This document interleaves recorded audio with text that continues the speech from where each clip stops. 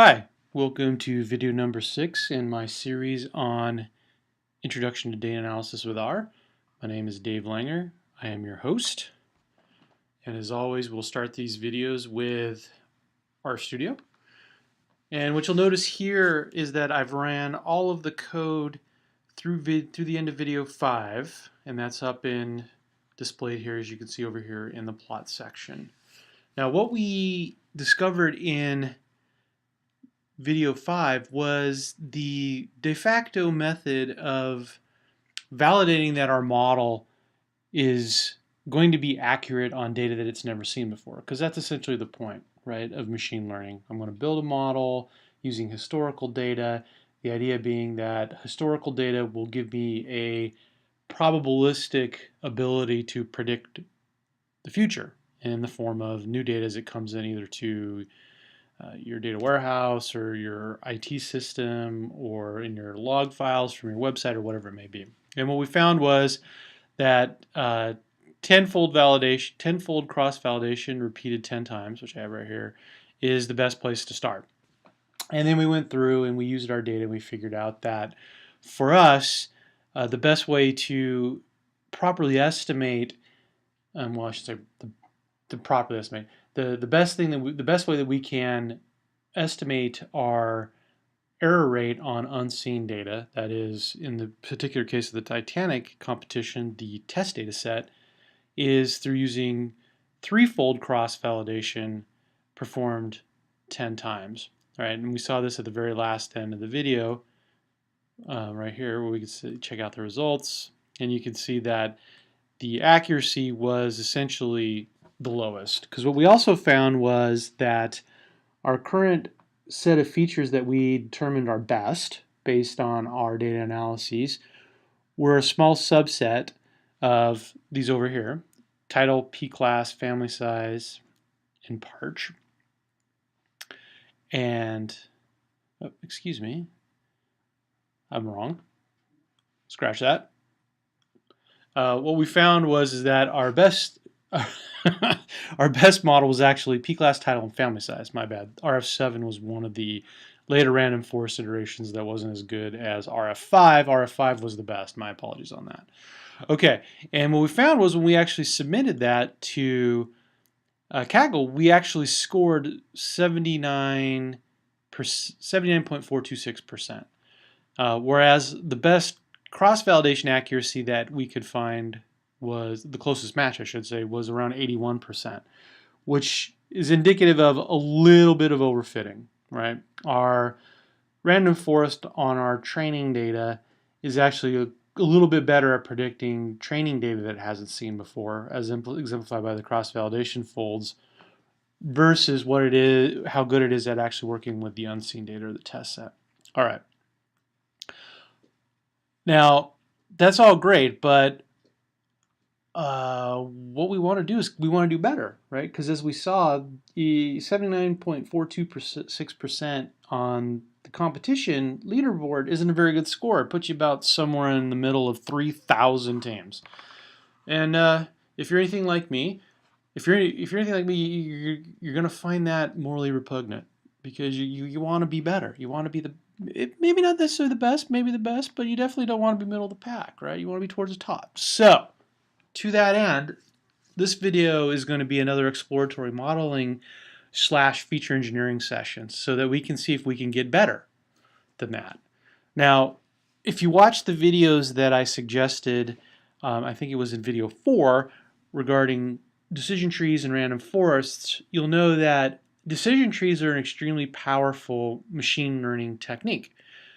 However, they do have some problems. They have they have very high variability, meaning that they will fit the way the final algorithm is set up, the way the final trees are built, it varies very much based on what input data that they're given. And what that means is that they can become very, very prone to overfitting, because they have a tendency to shape themselves very closely to the data that they're fed. And that's known as high variance. Now, one of the things that random forests do is they counteract that by building lots of trees and then randomly subsetting the feature space to make sure that you have lots of different kinds of trees that surface from your input data, and then they kind of get all blended together in kind of a crowdsourcing model, if you will. The downside is that they're not particularly intuitive. So for example, here we have the erroneous RF5, which I postulated was the best tree, but it's not. We know that this was the best tree, the RF5 tree. Now, this is about one of the most intuitive plots that you can get by default out of a random forest, which is variable importance. And all this tells you really is title was way more important than p-class and way more than a family size. However, that's not particularly useful sometimes in understanding what's really going on inside the model, because this is essentially just that crowdsourcing result of a 1,000 trees that we built, each with a different subset of the training data.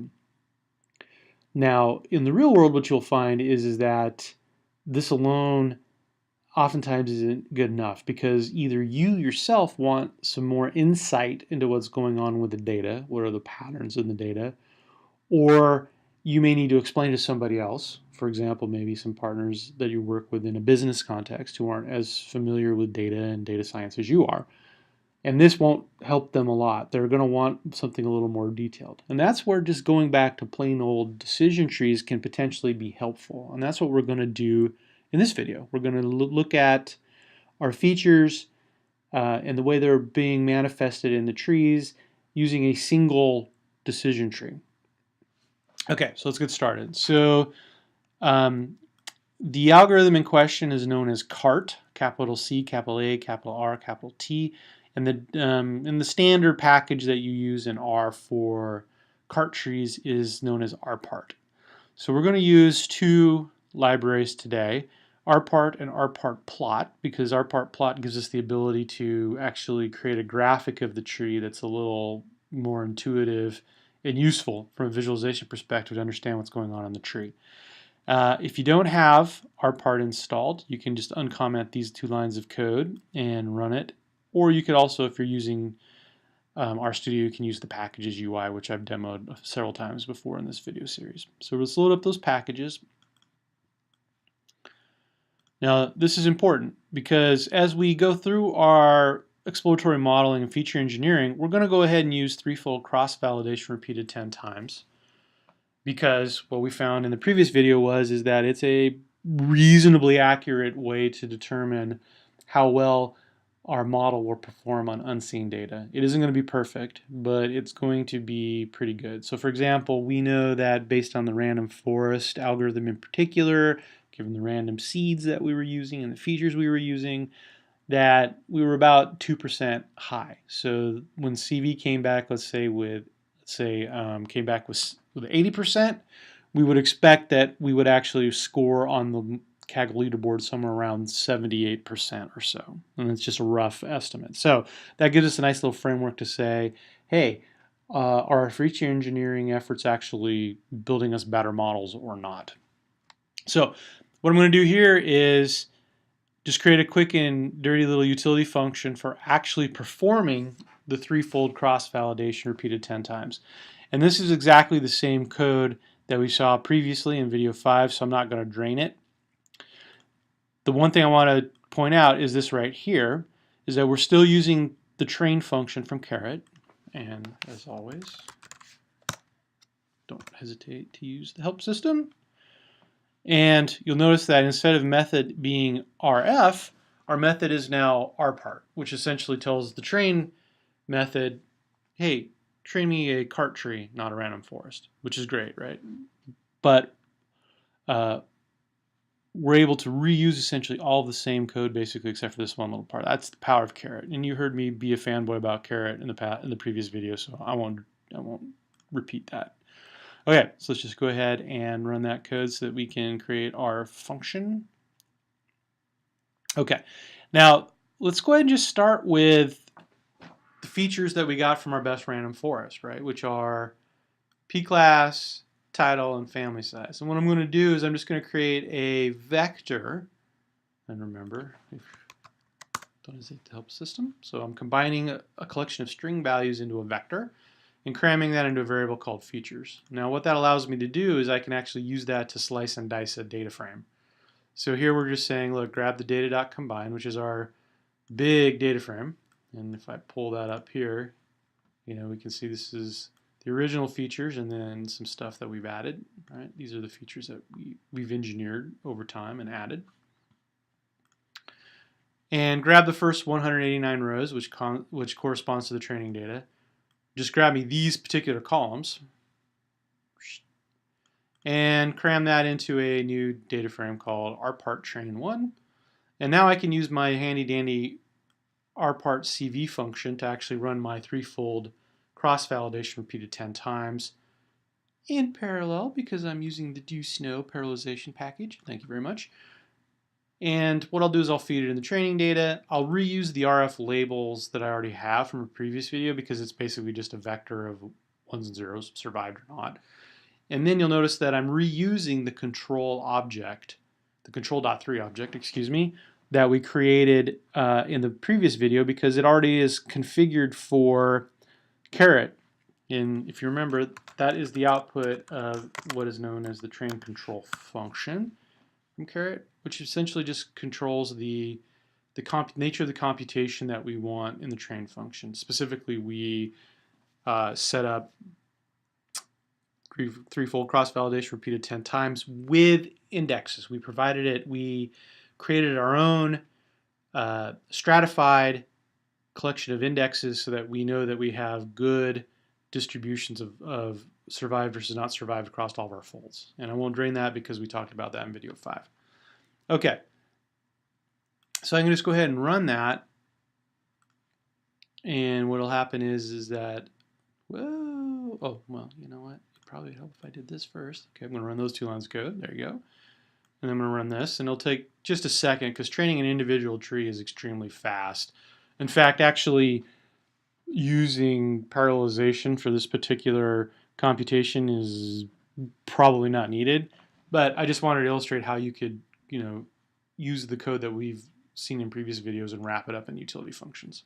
Okay, so this trained it, stored it in a new variable. We said, hey, give us the display, and in fine caret fashion, it gives us a nice healthy display where it says, okay, your accuracy was blah, blah, blah, and this is the tuning parameter that we found that was best. And if we go look up, we can say, oh, okay, base accuracy is 81.7. Okay. Now that was a little higher than what we saw for the random forest with the same associated features. And that's actually expected. And the reason why it's expected is because the random forest, as we talked about earlier, tries to counteract individual decision trees' tendency to overfit. So this doesn't surprise me that one tree is actually fitting a little bit better, so maybe 0.7% better than the random forest because the random forest algorithm is designed specifically to fight against this overfitting tendency.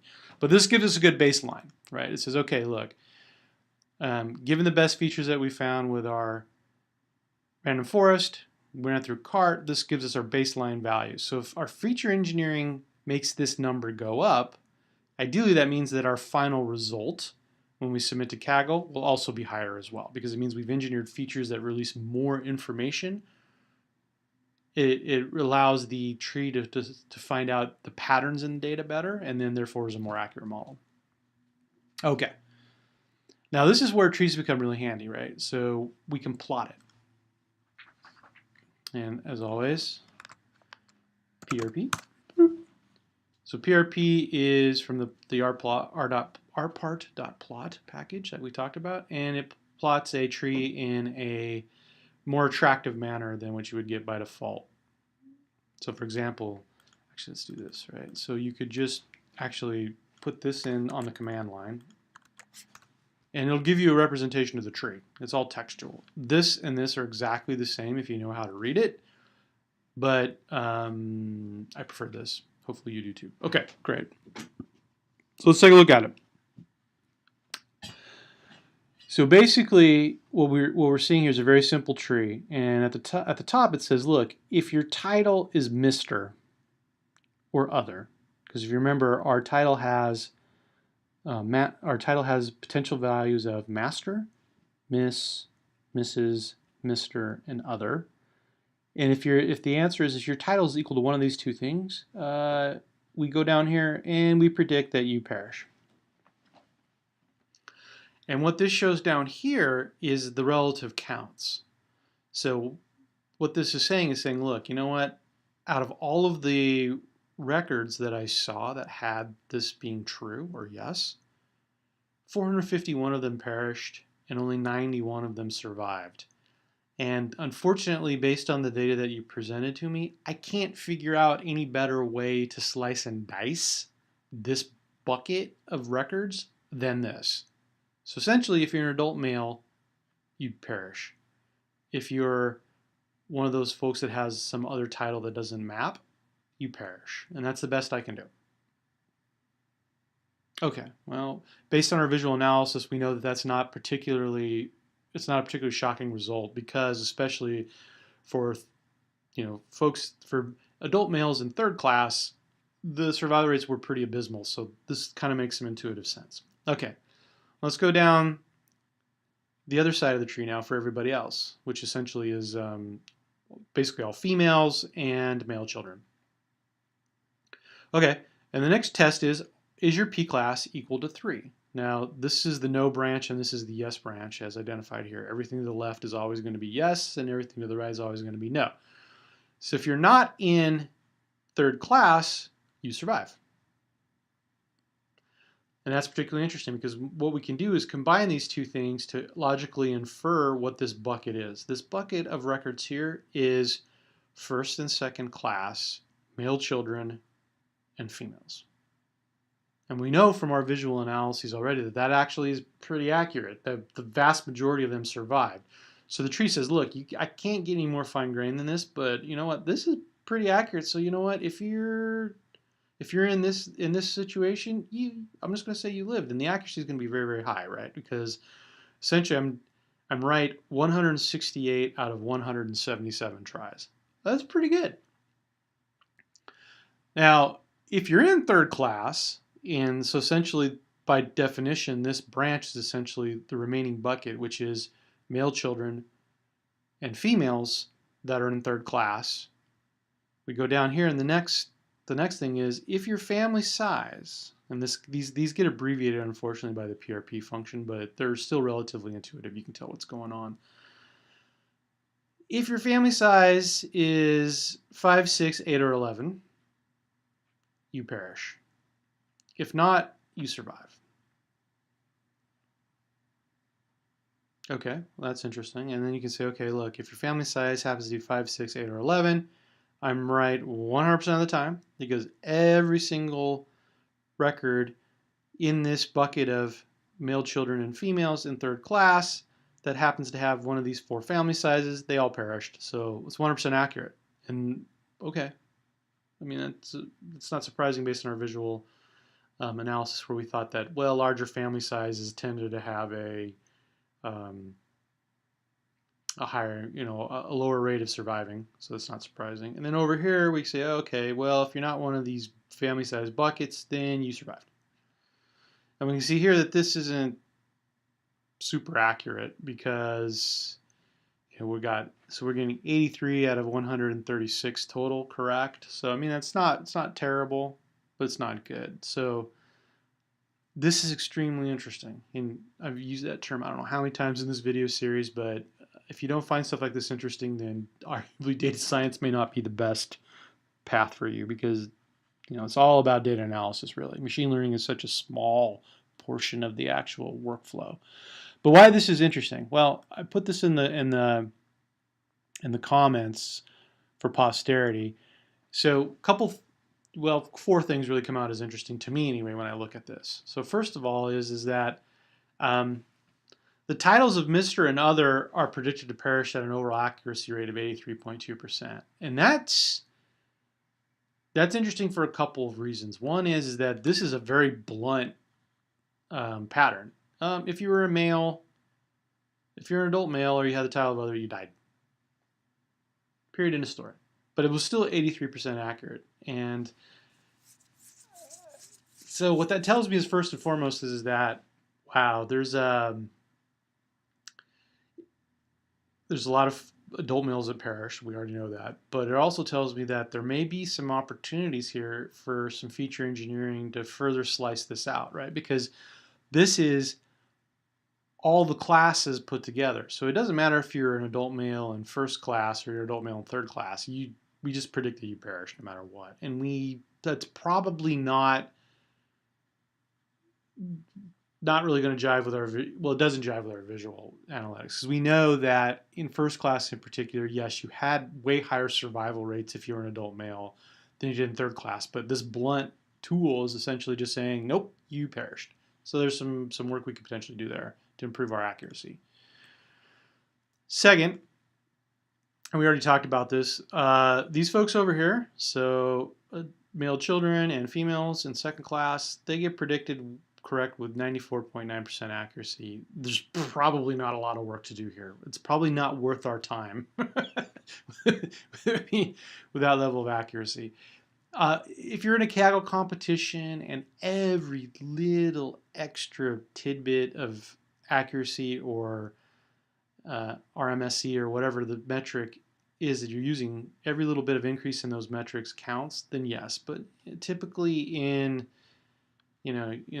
more practical business settings, you're going to find that the diminishing returns kicks in, and it's not really worth the effort to squeak out a little bit more on these kinds of situations. So for the purpose of this video, I would say we would ignore that. Okay. Now these two combined are probably the most interesting, which essentially is indicative, I think, of overfitting, right? Look, this is really super specific. If your family size is 5, 6, 8, or 11, then you perished. Otherwise, you survived. Now, if nothing screams, hey, look, I've built a model that is 100% optimized to my training data, this is it, right? Because think about it this way, and I described this at length last time, but I'll go into it just briefly again, which is the test set could very well have a family of 5, and all of the records for that family only exist in the test set. So it would be an entire family that is totally unseen. And maybe for whatever reason, they were in third class, and they were also, there was a husband, a wife, and 3 children, let's say, for a family size of 5. And we'll just say, nope, the husband died and everyone else died as well, even though maybe in the test set data, they actually all survived for whatever reason. This is a prime example, right? A more generalized form of this would be something of, if family size is greater than equal to 5, you perish. And then if your family size is 4 or less, then you survive. That would be more indicative of a generalizable model, one that is not overfit to the data. This is very specific, right? I mean, if you took this to the extreme, you could literally say, if your family name is Johnson, if your family name is Smith, and your family name is Miller, for example, and you happen to be a male child or females in third class, I know all those families perish, so if your names are exactly those things, you perish. And that would be the quintessential definition for the Titanic data set of overfitting. But this is pretty close, because if we look, and we have before, and if we looked again, we would see that there's actually very few instances of these. There are multiple families of size 5, but there aren't that many. I think there's like 3, if I recall, around 3. So this is very indicative of overfitting. So this is a problem, right? And could explain to a certain degree why we see a difference between our OOB metric for random forest, right? Because the OOB metric from a random forest is also a prediction of accuracy on unseen data, and our threefold cross-validation repeated 10 times estimate of our accuracy versus what our actual accuracy was when we submitted the random forest predictions to the Kaggle website. There's about a 2% difference. We thought we were more accurate than we actually turned out to be. And this could be indicative of this, right? Because given the fact that we only have 3 features and we're training 1,000 trees in a random forest, this variable is going to show up a lot in a lot of trees, which means that a lot of these trees are potentially overfitting. So this is super interesting. So let's dive in a little bit and do some feature engineering based on this analysis. So as I said earlier, this is a little blunt. So why don't we start there and just take a deeper look at title? Because, this is, it's a little discriminatory. So let's take a look at it. So let's do a quick table. And this basically will just give me all of the values and counts of the instance of those values. So we can see down here in the complete data combined data sets, this is both test and training data together, 31 others. Well, it's not a huge amount, but it's enough where in this Kaggle competition, let's say if I could get 10 of these others more accurately classified, that would probably boost my score a ton in this competition. I mean, we would move from the mid 50 percentile probably up in easily into the top 10% just by that alone. So let's take a look at it a little bit more. Okay, one thing I should mention, and this was a comment in one of the YouTube videos about how I could cut off a lot of lines of code in certain instances if I use regular expressions, and I'll be completely upfront. I don't know that much about regular expressions. I humbly request your forgiveness on that. But to be honest with you, every time I use a regular expression, it's always a one-off thing. So I've just never really used them enough to actually know it. So there's probably a better way to do this with regular expressions. Since that's not my forte, I'm going to use some other functions. Your mileage may vary. Feel free to use regular expressions. Ours got great support for them. Okay. So we've loaded the stringer package in the past, but let's go ahead and pull up the string split function again just to refresh ourselves with how it works. So it's just a function. It's a utility function that splits the string up into pieces, and essentially the pattern is a regular expression. So you could use full-blown regex if you want. That's no problem. But for me, we know that comma is our probably most important splitter based on the format of names. So what we'll do is go through all of the names, split them on commas, cram that into a name splits variable, and then we're going to take a look at the first one. Okay, now what we get back is a list. As you can see up here, name splits is a list, and a list is a particular kind of object in R, like a vector. And we can see here that this is what we've got. So the very first entry, denoted by here, in the list actually consists of a vector of two things, which is a vector of two strings. The first one of which is the last name, Brond, and this is the rest of the name, because as we remember from our data, let's just go ahead and pull that up real quick. You can see in the name, right, it's your last name, comma, the rest of it. So Mr. Owen Harris Brond, Mrs. John Bradley, Florence Briggs Thayer was, I'm assuming that's her maiden name, Cummings, and so on and so forth. Okay, so we can simply grab all of these. So we now have a list where we have, 1,309 observations. Oops. So let's double check that just to make sure that I'm not lying to you. And that splits 1,309. So we know that we have 1,309 entries where each entry itself is a vector of 2. So what we want to do is we want to grab all of the first values out of all 1,309 entries in the list. And the easiest way to do that is through the sapply function. And we've looked at this before. It's just a function that applies the same thing over a list or a vector iteratively, over and over and over again. So if you're familiar with more imperative programming languages like Java or Python or C#, this is like a for loop. However, this is actually vectorized, so it's the preferred way to iterate over lists or vectors. Then it's more efficient, I should say, so therefore preferred than just using a for loop.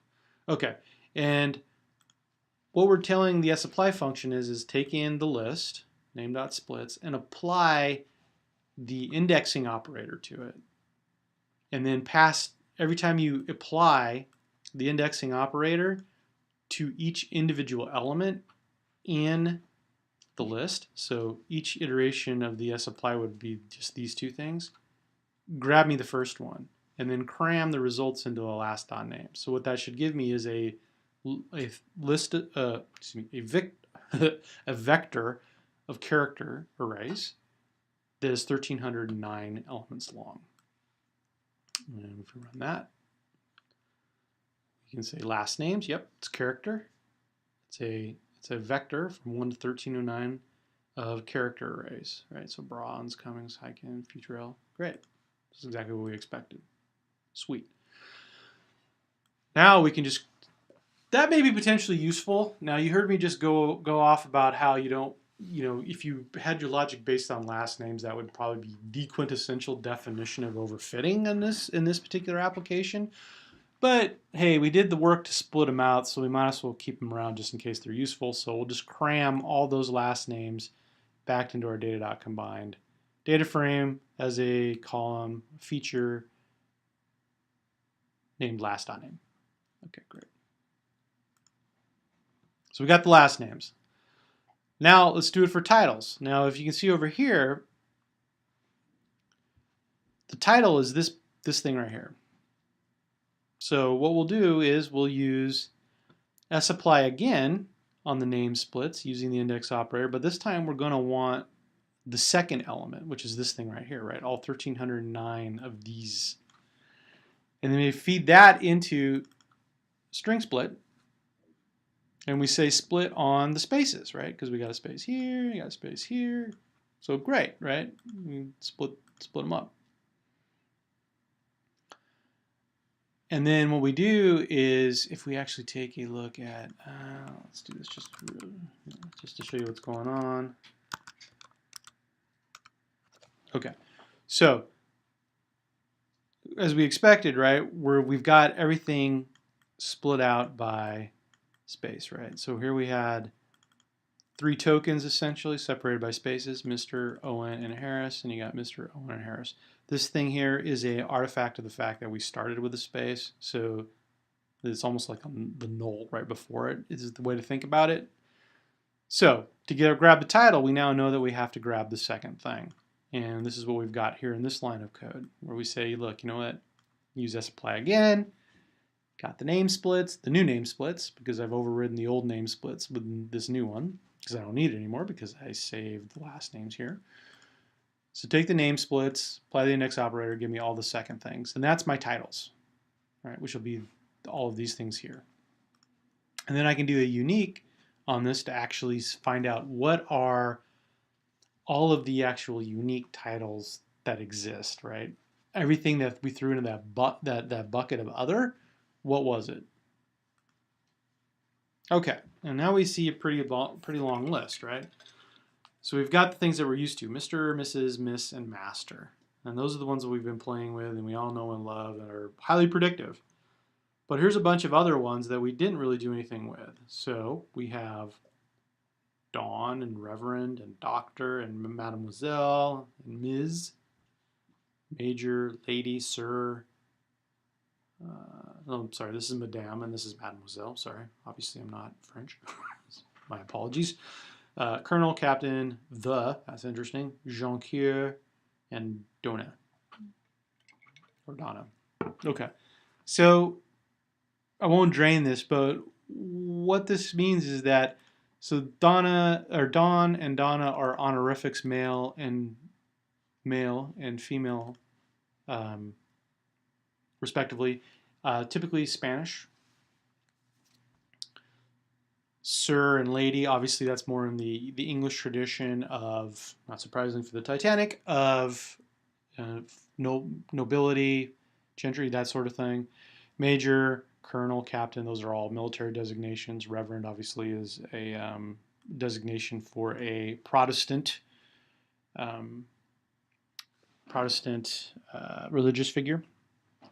Doctor's a medical doctor, I would assume here. Not maybe, could be doctors of philosophy for like physics or something like that, but we'll assume medical doctor for the sake of argument, and so on and so forth. So what we actually have, I should mention Jonquier. Jonkheer is actually Dutch. It's an indication of a male honorific of nobility. So it's akin to being called sir in the UK. Okay, so what we've got here is quite a bit of information, right? Because a lot of these designations probably imply higher socioeconomic status and therefore more of a likelihood of being two things. One, in one of the either first or second class, and also some of these also denote gender, which is important because as we already know, let's take this one for example. Ms. MS period is effectively the same thing as Miss, more than likely. So we know we've thrown these folks that have this title, these females in this title, into the other bucket, and we're predicting that they perish. But as we know from our previous plot of the R part tree that we created, that's probably bad. If there's any records that are first or second class that have the title of Ms., they should be predicted to survive, not perish. But since they've been lumped into the other bucket, we've got some potentially erroneous behavior going on in our model. Okay, so this is all good. We need to investigate this further and figure out what we want to do. Now this is particularly interesting. Let's take a look at the record where the title is the. So what I'll do is I'll use which grabs me the proper index. I'll use that as the slicer for the row in the data combined data frame, and I'll have it return me back all of the columns. Okay, so there we go. Complicated name. So actually the is incorrect. Her proper title is Countess. Okay. Great. Well, we know a countess is a female, is a title of female nobility akin to lady or dona. So, all right, great. Good to know. So based on this analysis, let's go ahead and actually update titles a little bit. And we're going to show some new syntax here, which is kind of cool. And again, part of the reason why R is so fun to work with from a data manipulation perspective. Okay, so the first thing we're going to do, as I just talked about, is any title of Donna or Donna and the, we're actually just going to transform to be lady because they're essentially all the same. I shouldn't say they're all the same. They're sufficiently close in semantic that it's worthy of combining them from a data analysis perspective to see what happens. Okay, great. Now, I've never done this before, but let's see if you can do this.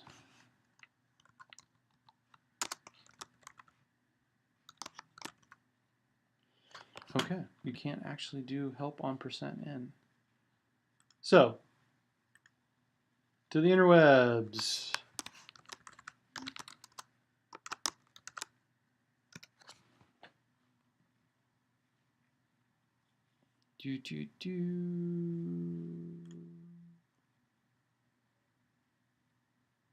Well, I'm looking that up. I won't waste your time for that. So you can search on that if you'd like. Sorry, I probably should have thought that through a little bit better. But what this is basically an iteration operator that essentially says, look, for every title, check to see if it's actually in the following list of things. And if the answer is yes, okay, return me back true. And then what we do is we feed that into our indexing on the titles vector. And what that does is essentially it gives us the moral equivalent of using a which, right? So an alternate way of writing this would be something along the lines of which titles equal Donna or titles equals the. This is basically the same thing. It's a little more compact representation. It's vectorized, so it's going to have good performance. Blah. So it's two ways. As I said in the very beginning, unlike most languages, R has way more ways to do the same thing than other programming languages that I've used in my career. So it's another example. So in basically says, look, it works like SQL too, for that matter, if you're familiar with SQL. Any title that's in this collection, return back true.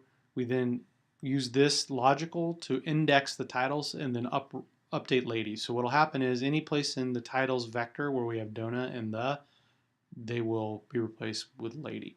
Okay.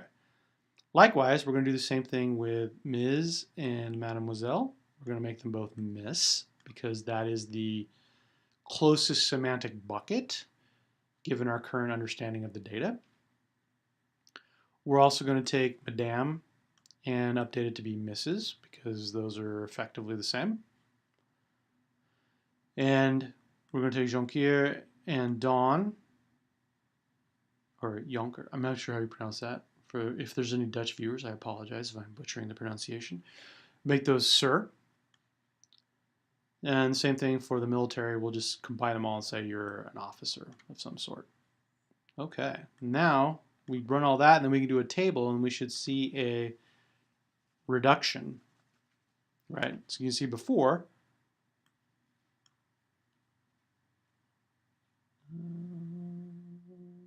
we had a lot of different titles. Now we have a reduced number, right? We have doctor, lady, master, so on and so forth. Great. Now, not surprisingly, we're going to make that a factor variable. So we're going to take titles and cram it into a variable that we'll add to the data.combine data frame called new title. And we'll make it a factor because we're going to do some visualizations. Because visualizations is the best way. All right, so got ggplot. I won't drain the code. We've seen it a bunch of times already. Zoom in. And let's take a look at this bad boy. Okay, great. Now the first thing that we notice is that our intuition has been validated.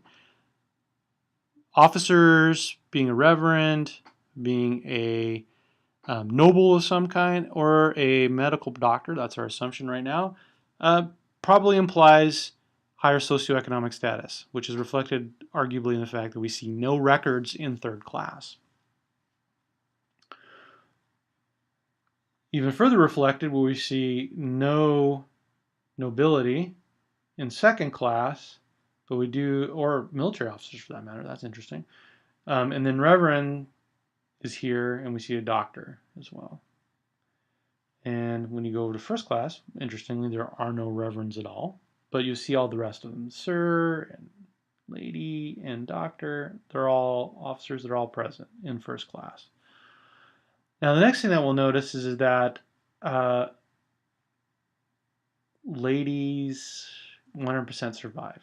Not surprising. Female nobility 100% survives. The other thing that's interesting is we'll notice that male nobility has a pretty abysmal survival rate, relatively speaking. Officers, not much better. Doctors are about a 50-50 split in first class, and it looks like there's probably one here, maybe a couple in, or a few, I should say, in second class, and they all perish. So let's make a couple assumptions here. I don't know if it makes a lot of sense, given the small number of female nobles and male nobles, to keep them as distinct titles, because I'd be worried about overfitting. And as you know, I'm paranoid about overfitting.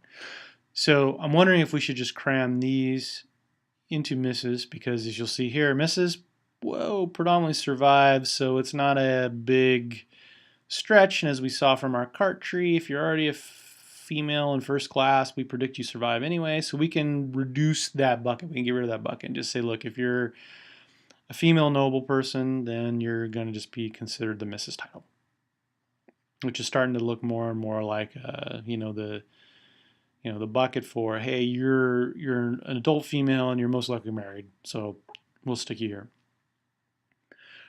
I would also add that for Sir, the rate's probably survival rate's probably a little bit less proportionally than we see here in Mr., but not dramatically so. So we could probably combine Mr. Sir over here as well, because it's such a small chunk of data, and again, I'd be worried about overfitting. Now, lastly, since we're talking about the early 1900s here, let's just make the initial assumption that if you're a medical doctor, you're male, and we can go ahead and just entertain just putting you over here in the Mr. bucket as well. So we can collapse some of these things down, right? Now the good news is that we know that we have some folks that were misclassified, females in particular with the title of Ms. or Mademoiselle, and adult women with the title of Madame. We've reclassified them into these buckets already, and this is already displayed in the graphic, and that's good because that means we're getting more accurate input to our machine learning model. So let's go ahead and collapse these based on this analysis, right? Sir goes into Mr., lady goes into Mrs., doctor goes into Mr., and we'll do the same thing with officer, because again, it's the early 1900s, we'll just make an assumption that officer is a male, adult male, and we'll just put him in the Mr. bucket as well because the proportions there are actually maybe pretty close. Okay. So we got some code here.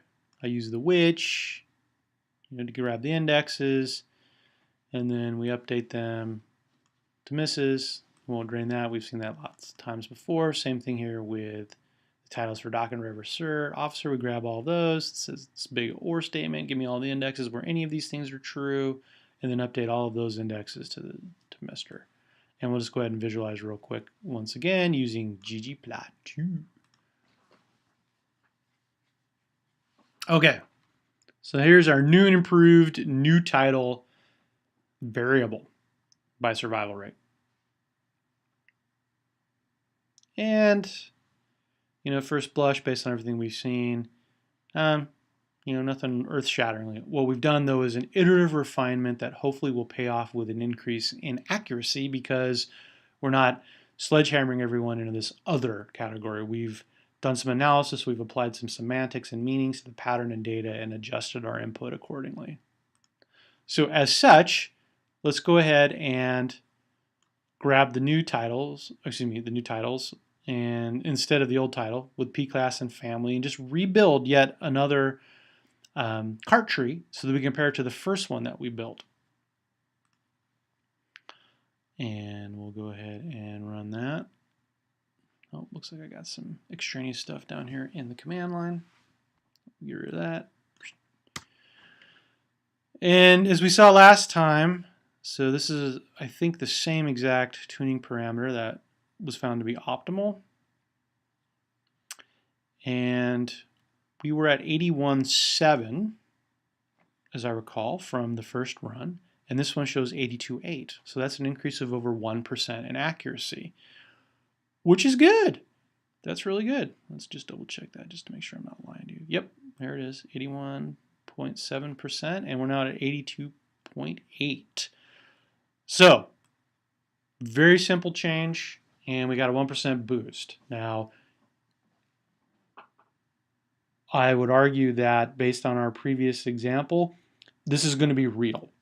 This is not an artifact of overfitting because we know that essentially we had misclassification of females, for example, as title other, and it was being dominated by the male aspect of the other records that we crammed in the other titles. So we know, so this is very likely real. This is an increase in our accuracy, which is great.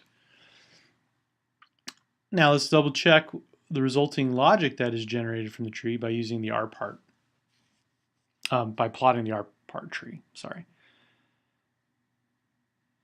And what we see is no real change well, actually, there is a change here, right? So other is gone, and this is basically saying, look, are you an adult male? If you're an adult male, you perish. If you're the Mr. being the proxy for adult male, you perish. But what we do notice here is that these numbers are not the same. So we go back. It was 451 and 91. And we go over here. Now it's 87. And if we look, these are the same, and yep, sure enough, it's over here. We have shifted probably some Miss and Mrs. records out of the other bucket into the appropriate designation, and it looks like 4 of them happen to be in first or second class, and we more correctly identify them. So we increased the number of correct predictions by 4, which would explain our more than 1% increase in accuracy. And so this is good, right? This is indicative of us being, this is likely being a real increase and not evidence of overfitting. Okay, great. But unfortunately, we still really haven't solved this idea that, well, we know that adult males in first class survive at a much, much higher rate than they did in third class. So they're getting a raw deal here. So let's keep working. So we get a little bit of improvement. That's good. Like it. Let's keep going. Okay, let's take a look at first class the records in the data set that have a corresponding class of Mr. And hopefully I said that right. The records in the data set that correspond to first class and also have a title of Mr., right? Because we know that we're given the first class adult males a raw deal. So let's take a look at that. So we'll grab some indexes here. Won't drain it, and let's do a summary. Okay.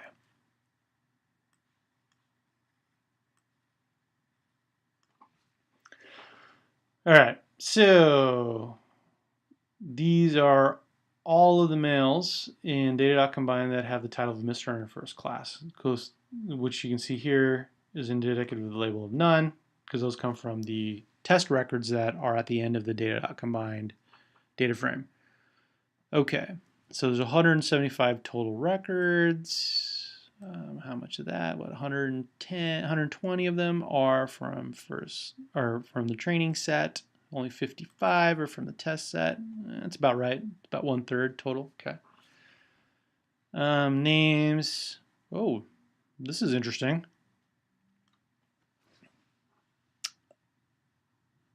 This is a prime example of why it's so important to do data analysis in depth. Intuitively, I made some assumptions about the data, and on the surface, they probably seemed reasonable given our a priori knowledge of the realities of early 20th century Western Europe and the United States, for that matter, which is, in general, whether you were a medical doctor or a veterinarian or a dentist or a physics professor, it was extremely unlikely that you were female if you had the title of doctor. And I made that assumption, and it just showed that this is incorrect. What this practically means is that this is very likely an incorrectly predicted record, because this is a female in first class, but she has the title of Mr., and according to our tree over here, you didn't make it. But if she was actually characterized correctly, she probably made it, and as we know now, it's probably 95+% of all females and male children in first and class survived. So this is another example of where we could fix things up a little bit. Okay. So let's take a look at that. Oh, I'm sorry. Jumped the gun a little bit. Let the cat out of the bag, if you will. So I mentioned that it's a doctor. I'm obviously familiar with the data from prepping for the video, and here's the discovery of my assumption, right? Okay. Yeah, she's a doctor. My assumption was incorrect, so let's fix it.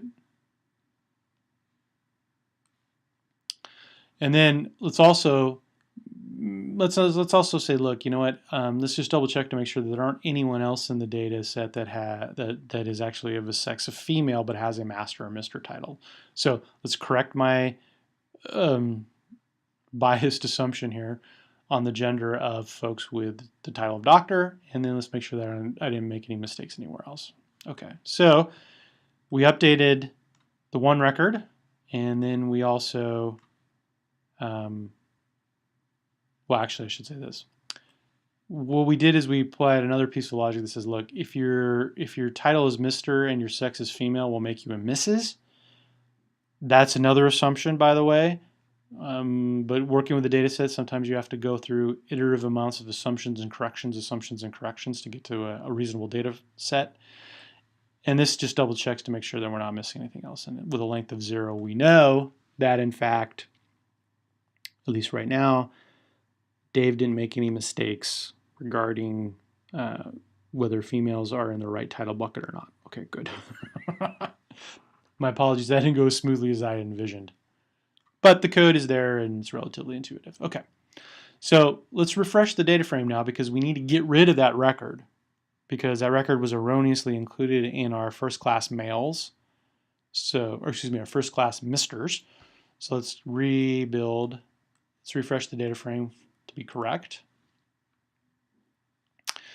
And let's go ahead and just look at the, let's rather than looking at the data frame, the data set all up, let's just go and look at the first class misters that survived, because that's what we're really interested in, right? Because again, they're getting a raw deal, right? We know that they survive at a much higher rate than they do in third class, but we're just basically saying, nope, you don't survive. Too bad for you. Okay, so what we'll do is we'll subset the first class misters only to those who survived, and then what we'll do is we'll take a summary view of that data frame, and this will open up a pane here in RStudio. Okay, so here we have a subset of all of these records. We're showing the first 25 to 42, and that's okay. We don't necessarily need all of them. We're just trying to get a sense of the data here. And there's a couple things that stand out. First off, as I scroll up and down, you'll notice that there's some big variations in the fares. Everything from 35.5 pounds sterling, I'm assuming here, all the way up to 120, 110 here, 133, all the way up to 512. So there's some pretty big variance there. And what's particularly interesting is, like, for example, too, is like, okay, well, I've got 3 cabins, okay, in first class. All right, it's going to be pricey. Over 512 pounds sterling. But wait a second, my family size is 2. So that's 200 and over 256 pounds per person. That seems radically expensive when I see a lot of folks that are traveling alone are, in the 30s, right? 26 here. That seems interesting. 29. All right, so we should probably take a look at that a little bit because they seem like outliers. So the easiest way to do it is just to use a ticket, right? Because we know here 512, ticket ID 17755, same thing here. So we can just pull out some records based on the ticket, right? We could also do it by fare, but let's just use ticket instead because that seems to be that would be intuitively a natural key in the data set if you're familiar with relational databases, or a natural identifier. Like in the States, that would be your social security number, for example, is a natural identifier. So let's pull out a few of the ticket numbers that correspond to outliers in terms of the total amount of fare. All right, and this is really cool too. As you can see, I'm subsetting the data.combine to only those indexes, right, and all of the columns, and then I throw it to the view function, which will open me up another pane. Very handy. Okay. Let's take a look at the big dog outlier. Okay, so 512. Now this is interesting. There's 4 records for 512 pounds sterling, or the corresponding ticket ID, which means that there's a group of 4 people with this ticket number, the same ticket number between the training and the test data. But each corresponding record doesn't correspond to a traveling group size of 4. This Ms. Anna Ward looks like she's traveling by herself. Her family size, according to our definition, would be 1, even though she's actually traveling with 4 people.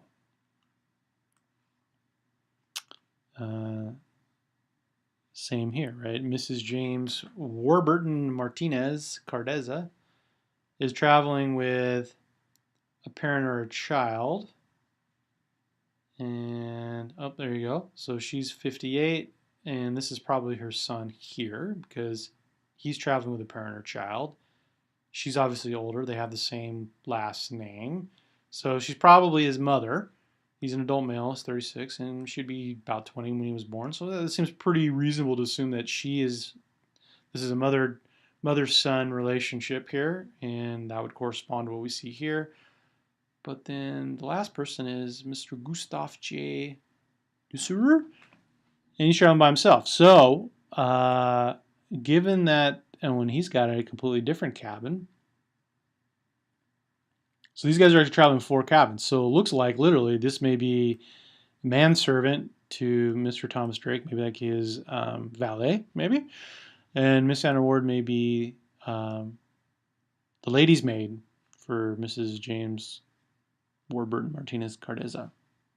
But this is interesting because our current family size feature is ignorant of these things, right? And then you can see the same thing, the same pattern repeated, right?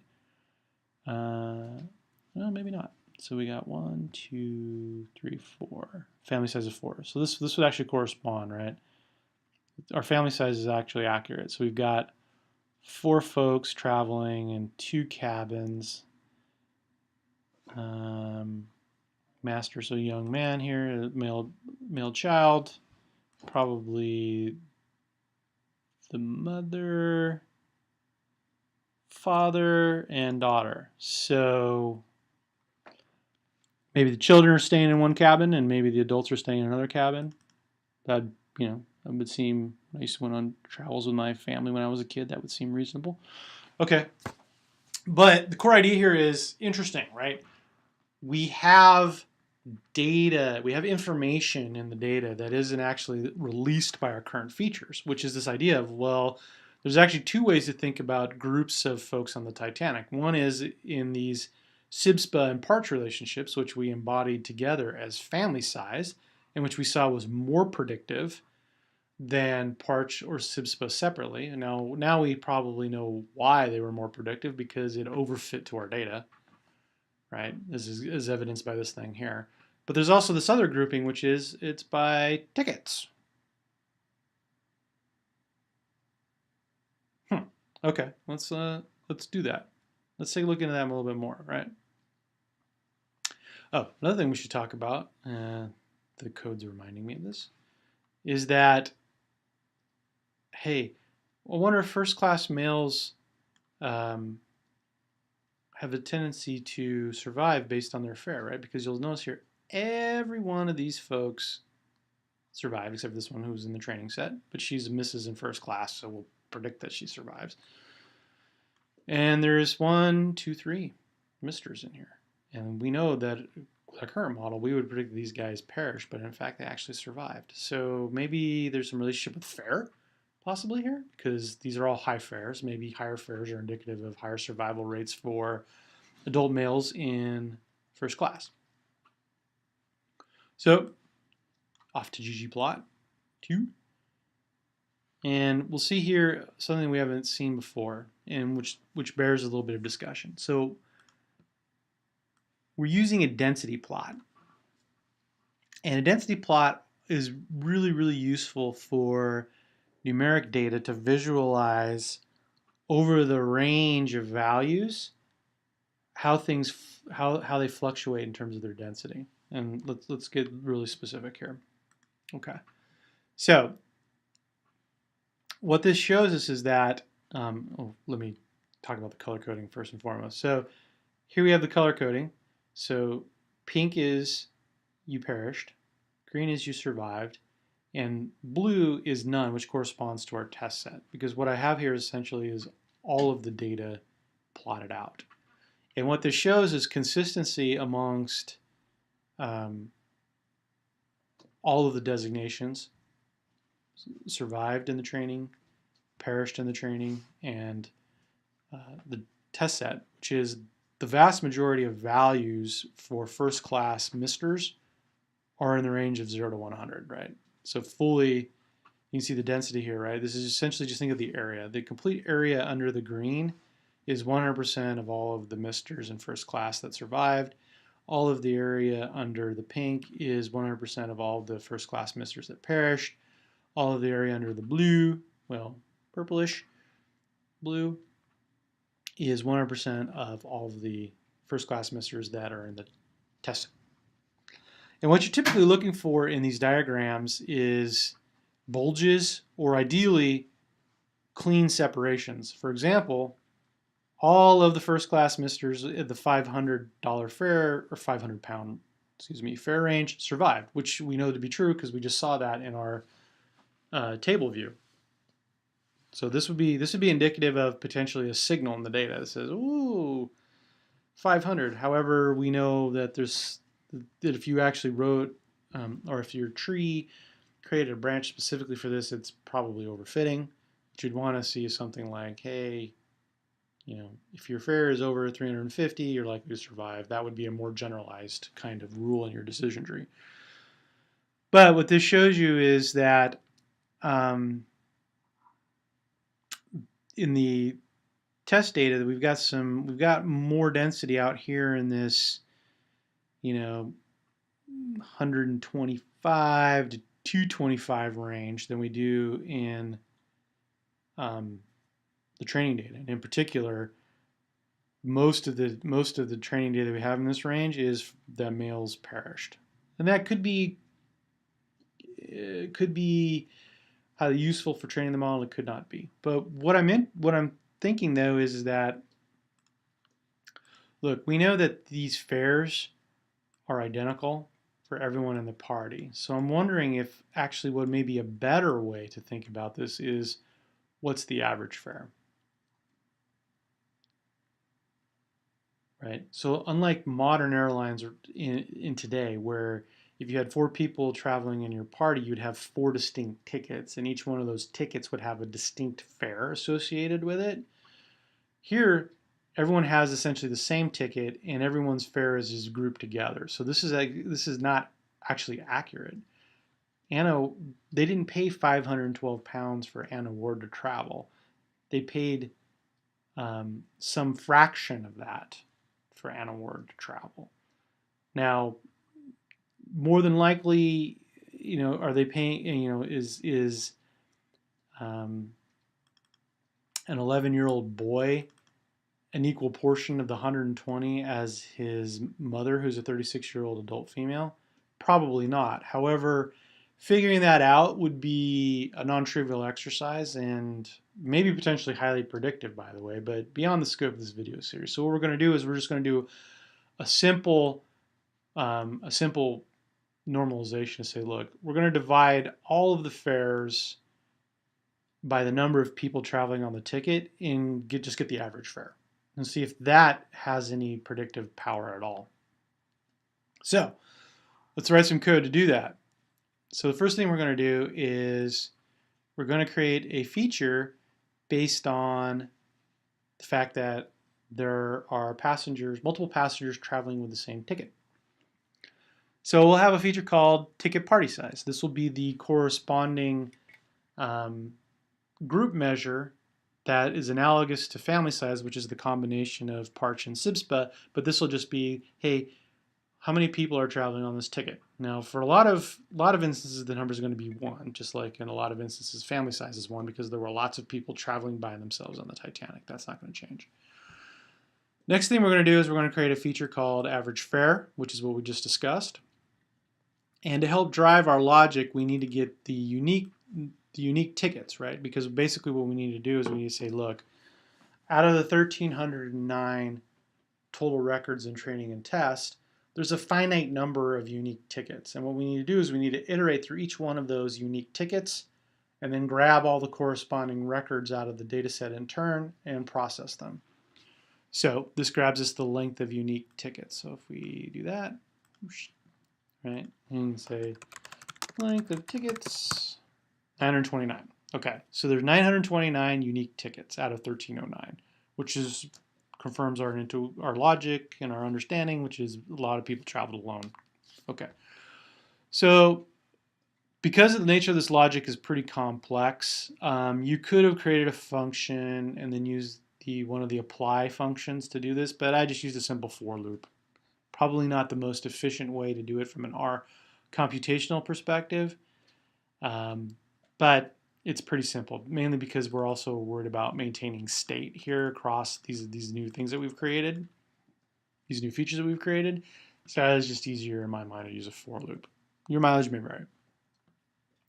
So another thing I should mention is that we use the rep function to essentially create a vector of 1,309 zeros and crammed out of that variable, right? Because we know there's 1,309 records.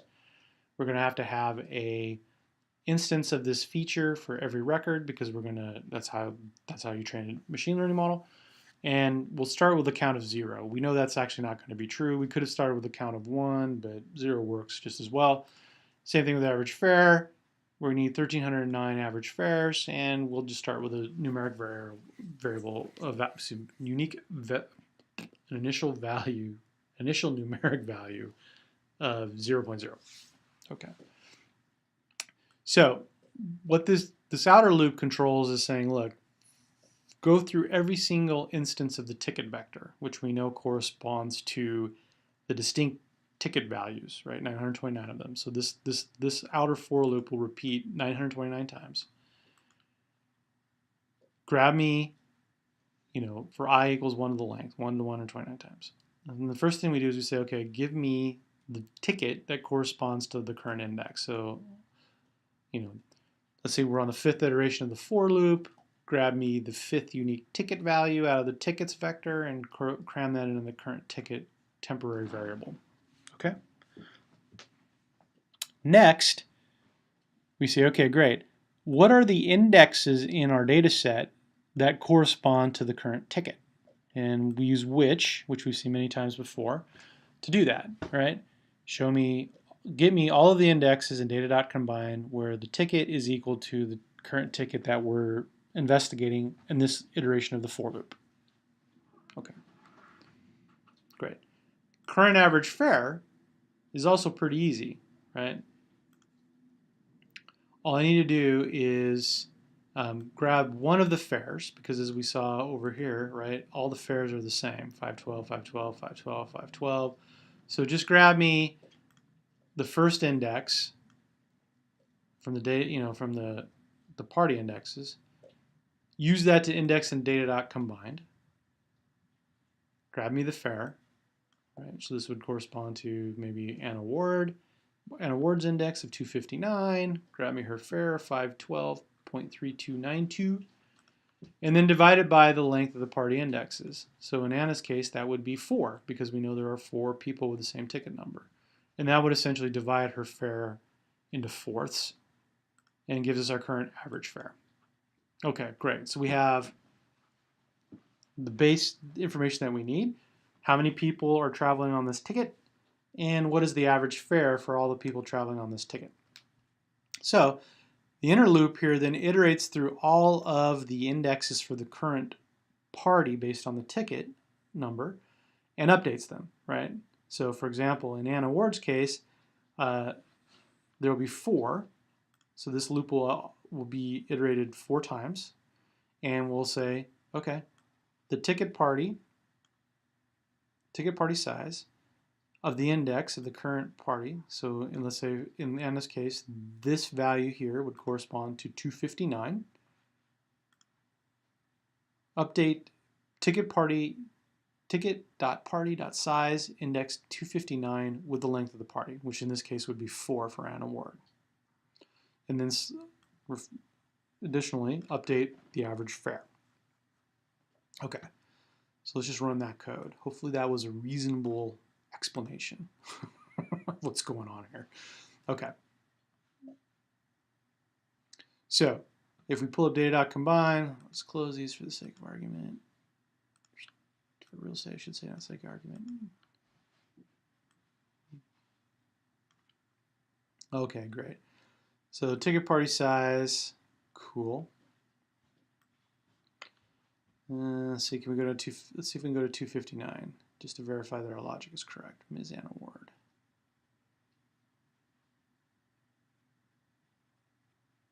Okay, there she is.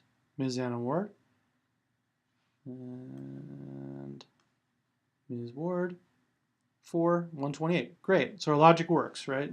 Hopefully this probably is more intuitive than actually looking at the code. you can parse that, and I would recommend that you do. This is quite common when you're doing feature engineering work in R, right? It's a lot of indexing and updating indexes and so forth and what have you, right? Which is part of the reason why R is really cool, because it provides these vectorized capabilities that we've discussed earlier for manipulating data, whereas in other languages becomes more, well, to be absolutely honest, this wouldn't look much different in an imperative language like Java or C# or Python for that matter. But hopefully you get the idea. R is cool. I love R. Hopefully that's coming through. All right. Sweet. So now let's refresh again our Misters data frame, right? We want just the records that correspond to folks with the title of Mr. in first class. But we've added some new features, so let's just go ahead and refresh that. Okay. And we can take a look at the summary of the values here. And in particular, we're looking at average fare, right, in ticket party, because those are the two things that we added. Okay. Interesting. So we have some folks with a minimum fare of 0. That could be potentially interesting. Good news is that we've got numerically, distribution is not too skewed because the median's not much more than the mean. We expect the median to be lower in this case because, as we know, we had some outliers, right? That's the whole reason why we created average fare in the first place, is because of the outliers. What's probably even more interesting from a numeric perspective is the fact that the mean isn't too far off from the third quartile, right? So third quartile means that 75% of the average fares are 37.59 pounds sterling or less, which means that there's some outliers here at the high end. So that may be indicative of some predictive power, right? For example, hey, if your training set says, look, if you're above the 80th percentile on average fare from first class adult males, you survive. That would be great to incorporate it into our model, because that would, if it's true and it gives us good predictions, then that will help our accuracy rate by being less blunt with saying, if you have the title of Mr., you perish. Okay. But how do we do that? Well, let's visualize to determine whether or not that is in fact the case. So the first one here is, we'll take a look at survival rates for first class Misters by the ticket party size, right? Because we should probably talk about that real quick before I visualize that. My apologies. So let's see, what is the data telling us? Okay, so on average, ticket party size for first class adult males is about 2. And in fact, 75% or less of adult males in first class are traveling with 2 or in a party of 2 or less, which is interesting, right? Because 2 would essentially be probably most likely, given the historical context, a husband and wife traveling together. But not necessarily. It could be husband and a manservant or husband and a mistress. You don't know. But in general, it's probably accurate to say that that's the case. And then a max of 7. So, what we saw in third class was, look, if you have a lot of people traveling in your party, it's unlikely that you're going to survive. And we postulate that's because families try to stay together in the chaos and darkness of what was going on, that maybe they just didn't survive at a good rate as a result. Okay. It's a hypothesis. Let's go ahead and visualize the survival rates here. Now, this density plot doesn't include none because it's not germane if you're talking about survival rates. But as I was saying earlier about bumps, this is where it becomes potentially interesting, right? Because here we've got some bumps, right? I shouldn't say bumps. It's a little vague. We see some discrepancies in the respective distributions, right? The respective densities. Okay, so for example, there seems to be a disproportionate number of first-class adult males who perished in the ticket party size area of 3. And the reverse is true. A disproportionate number of adult first-class males seem to survive with a ticket party size of 4, and then once you're in the 5 and 6 range, not so good. There's a little bit of discrepancy here, but it's not nearly as pronounced as here and here, and a little bit here, but these are potentially interesting. All right, let's visualize the average fare. Okay, now this is a real interesting graph. Now over here, the 500s, we already saw that was well known, right? I mean, those guys were the outliers, big time. But this is really super interesting, right? So of those first-class males, adult first-class males that survive density-wise from an average fare perspective, they're all clustered right here. And given the x-axis here, this is probably between 25 and say 35-ish, which kind of matched one of the one of the data frames that we looked at in the view in one of the panes. Is that this is probably indicative of men traveling alone. So, interesting, potentially.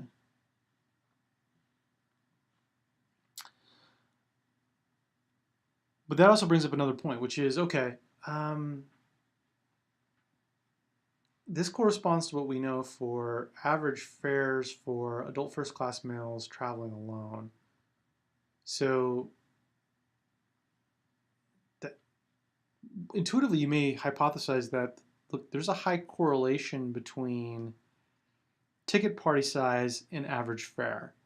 And the reason why that's important is because if there's a super high correlation between average fares and ticket party size, which would seem logical based on the fact that we know that the bigger your party and the higher class that you're in, you're just going to have a bigger fare on your ticket, which would translate to a bigger average fare. These two features may actually be redundant. You may not need both of them because they're basically telling you the same thing.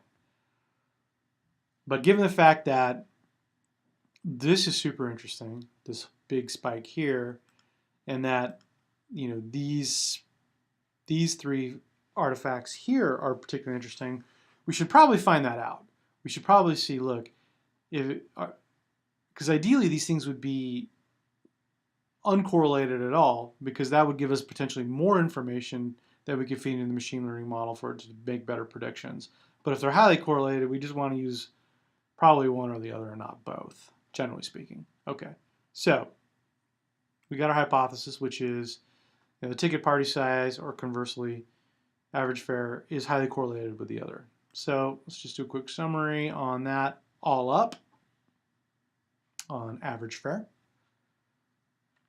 because we want to validate this hypothesis. And what we see here is, okay, kind of what we saw, right? We got a max of 128. That's the outlier. The vast majority of folks, on average, paid 15 pounds sterling or less, 75%. And then we have one missing.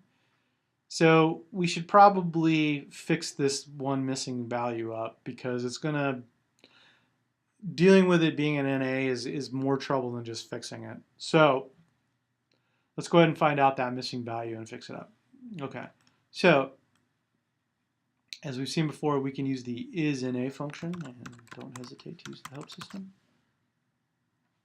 Oops. Right, and isNA is just basically a vectorized function that goes through a list of whatever you provide it, and essentially returns back true-false values for if a particular value in the vector is or is not missing. So what we said is, okay, great, go through all the list of average fares, find the one that is missing, index that, and then return me back the entire record.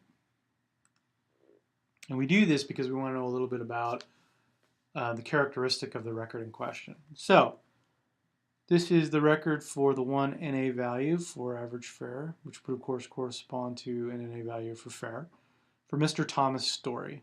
Mr. Thomas Story is an adult male of 60.5 years in age, traveling in first class by himself. Okay, so what we can do is decide how we want to calculate that value. So here's a very simple method to do that. Now you could, as we talked about, build a machine learning model to impute the age, but for only one record, it's probably overkill. So what we can instead do is just take a look at other representative records, right? So just go through the entire data set and find me all of the third class folks that are adult males with the title of Mr., that are traveling by themselves and don't have Mr. Story's ticket, because we don't want him to include him in the analysis. We want everyone else besides him, everyone that quote unquote looks like him from a data profile perspective, but is not him. All right, and we just index into the data set, and we can do a summary. Okay, and here's what we see is, in general, average fares for people who quote unquote look like Mr. Story from a data profile perspective have a median average fare of 7.84, a mean of 7.717, and a max of 10.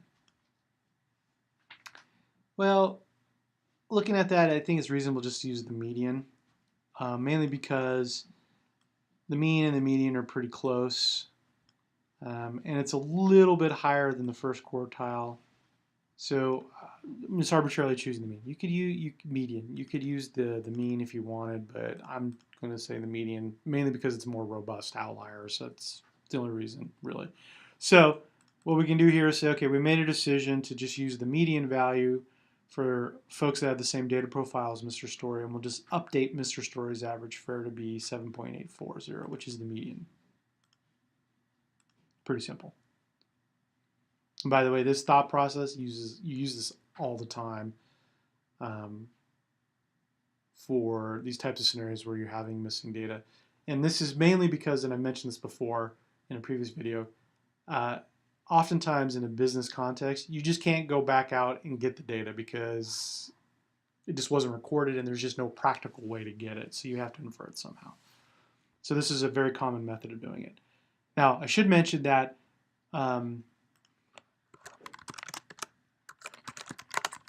for something like age, this probably wouldn't work as well, mainly because there's just so many missing values. So you may want a more sophisticated thought process or a more sophisticated technique, like, for example, building a full-blown imputation model using machine learning to try and do that. What we did was, in this video series, is we just made the decision of we're just going to ignore age because this is just way too problematic, and we found that title was a reasonable proxy. Okay.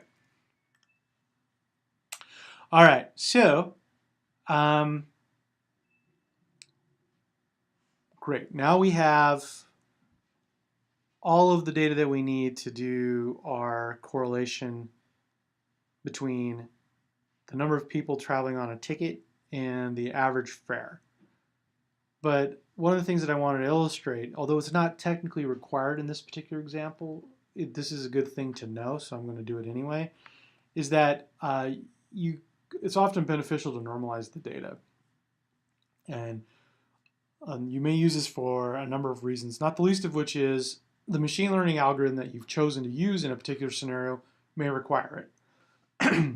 Excuse me. For example, support vector machines require that you normalize the data before you send it through. And what I'm going to show you is how easy it is to normalize data leveraging Caret. Okay, so first thing we're going to do is we're going to subset the data.combined data set, because all we won't care about is ticket party size and average fare. And what I'll do is I'll just cram that into a new data set that I'm going to call preproc.data.combined. And the reason why I do that is because I'm going to use the Caret preprocess function to actually normalize the data. So let's go ahead and look at that in the help system.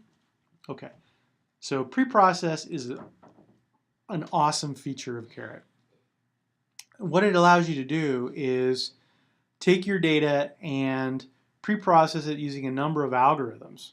And you can see them all listed here, right? Just a ton. So you can do a box cost transformation. I won't go into what that is, but it's a way of normalizing data so it has particular, tries to get it as normal as possible. Center and scaling is your typical, hey, get it into a divided by the average, or subtract the calculate the average, subtract the average off of the value, then divide it by the standard deviation. There's imputation using k-nearest neighbors, PCA, principal components analysis, spatial sign transfer. I mean, there's all kinds of stuff that you can do. The default is center and scale, which is most commonly used. And what you have here is what center and scale does, right?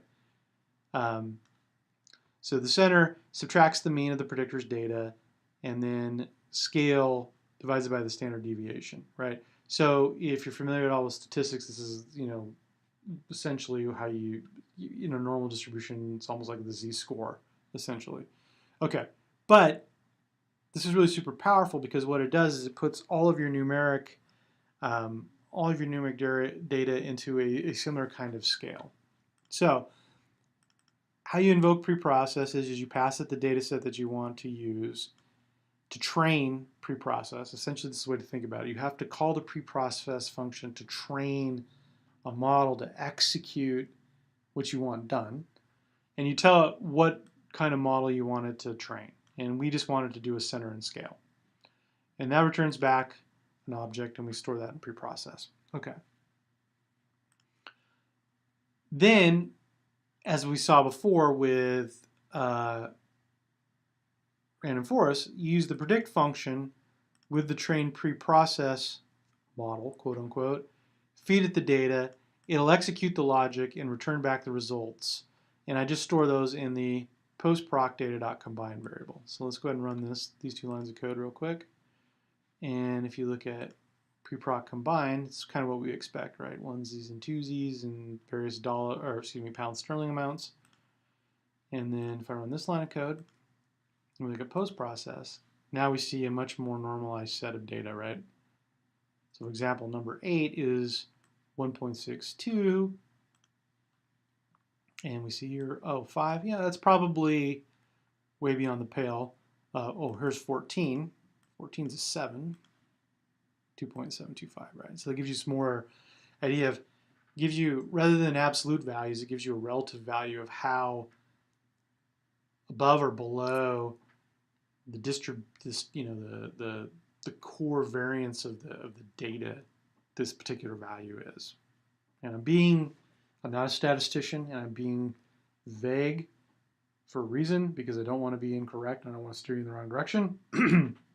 Just know that this process exists, and that for some variables in particular, some machine learning models, SVMs in particular, also KNN, k-nearest neighbors, this is actually something you want to do for your numeric variables anyway. Okay, great. Now that we've got that, let's just calculate the correlation. So all we do is we just say, look, on the post-proc data, get the ticket party size on the post-proc data, get the average fare, feed it to the core function. And core is the correlation variance and covariance. And just run it. And that'll give you a number between 0 and 1, right? Or excuse me, -1 and 1. Apologies. -1 means that they're perfectly negatively correlated. +1 means that they're perfectly positively correlated. And 0 means they're uncorrelated. And what we see here is interesting, which is 0.09 for correlation, which means that these two values are actually highly uncorrelated, which is good, which means we have potentially 2 new features that we could use to extract predictive power out of our data set. Okay. Now, this hypothesis test that we just ran, and that was bad. It's not a hypothesis test in the in the strict statistical meaning of the term. Sorry. this work that we did to investigate an informal hypothesis that we have was for all of the data. But in particular, remember, we were looking at trying to help out adult males in first class because they're getting a raw deal in our current model. So what we can do is we can subset our data to just those adult males in first class, and then run the core function again, and just see what the correlation is, right? Okay. So this is interesting, right? So the correlation between ticket party size and average fare for the entire data set is very, very low. Intuitively, this makes some sense, but for first class adult males, it's actually quite a bit higher. But still, even at 0.257, it's still pretty low. So it's still worthy to investigate these two features as two new pieces of input to our machine learning model to see if they have predictive power. Okay. Great. So, all in all, let's go ahead and give this a whirl. So, we can create some features here and say, okay, we're going to use p-class, which we know is good. It's very predictive. New title, which we know is good because it gave us 4 new correct predictions. Yay. Family.size, which we know is something that was highly predictive. We suspect because it's highly correlated, or excuse me, highly correlated, apologies. We expected this to be highly predictive because it seems to be overfitting to our training data, which means it would be predictive in those terms. And now we've got 2 new features, ticket party size and average fare. Okay, great. And we'll create a new training data set for our 3rd individual tree that we'll build. Now, I'm going to take a pause here to discuss one of the primary benefits of also using an individual tree, besides the intuitive visualization, right? And that is single decision trees actually execute strong feature selection. What we saw before in random forest was you could infer some feature selection, right, based on the relative importance. Right, let's go RF6, which has 4, right? Here you could say, oh, which features are important all up across the 1,000 trees in a random forest, right? Title is most important, p-class is second, family size, a little less important, and parts even less more important than that. But by definition, random forests tend to entertain all of the features over time, right? And in some cases, based on what random subset of the features you're using, parch will always be used by a certain number of trees, just because of the sheer scale of what a random forest is. By chance, parch will be used in at least one at least one tree, statistically speaking. It's highly likely. But individual trees that are trained with the entire data set can actually choose not to use entire features altogether. If they find that a feature is not particularly useful, they just won't use it at all. Whereas in a random forest, what you tend to get is a relative ranking of features, and generally speaking, all features are used at some point or another in at least one tree or another, generally speaking. So this is less powerful form of feature selection than what trees offer. And that's going to be important, as we'll see here in a bit, and you can probably infer why I'm saying that. So we're going to go ahead and train up our model. Again, we're using threefold cross-validation repeated 10 times. And let's take a look at the results. Actually, let's just run this first. And it shouldn't take hardly any time at all to run because, as I said before, using parallel processing is probably overkill for this. Okay, now one thing to notice is that in this CV run, the optimal tuning parameter was actually different. In the previous runs, it was 0.03 something. Here it's 0.015.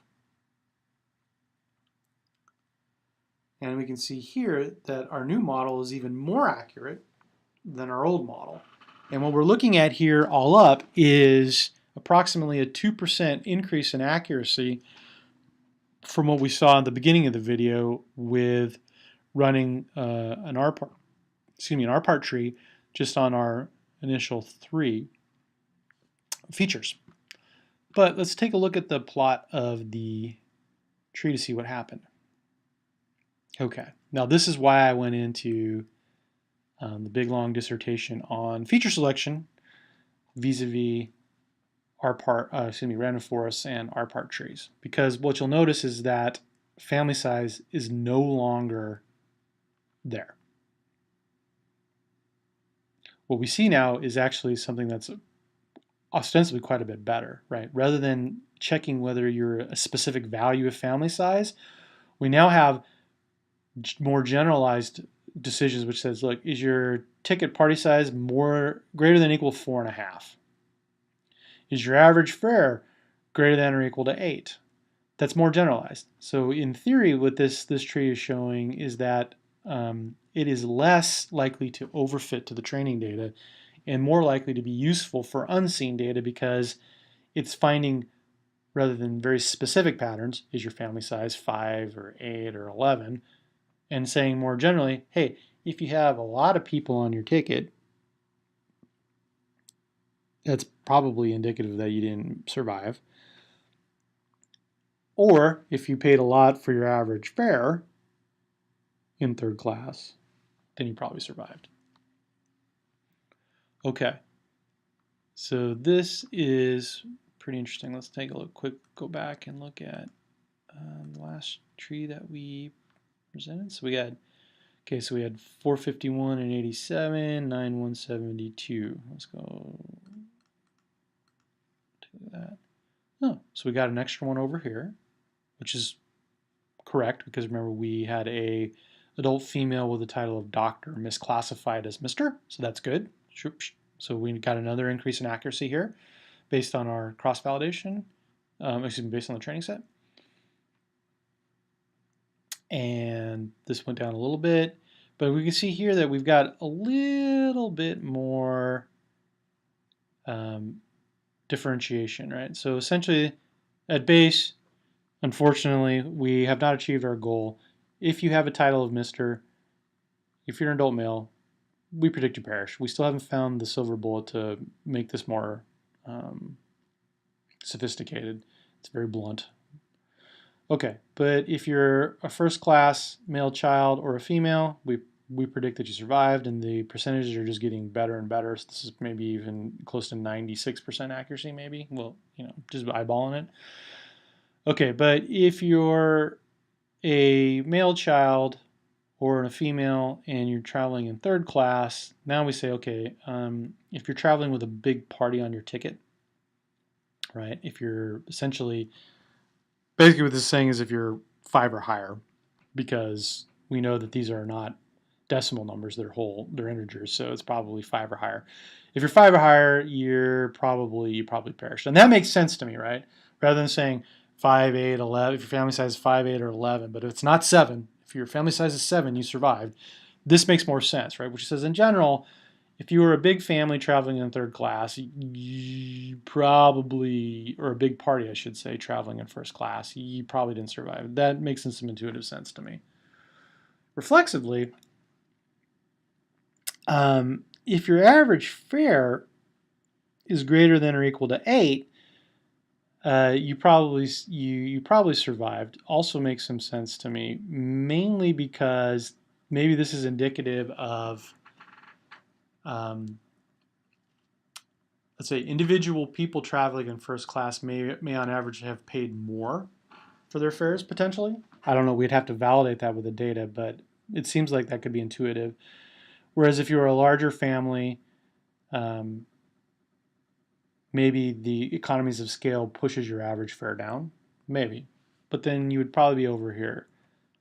So I don't know, maybe there were subsets. Maybe third class wasn't all the same. Maybe this is indicative that all of third class wasn't the same.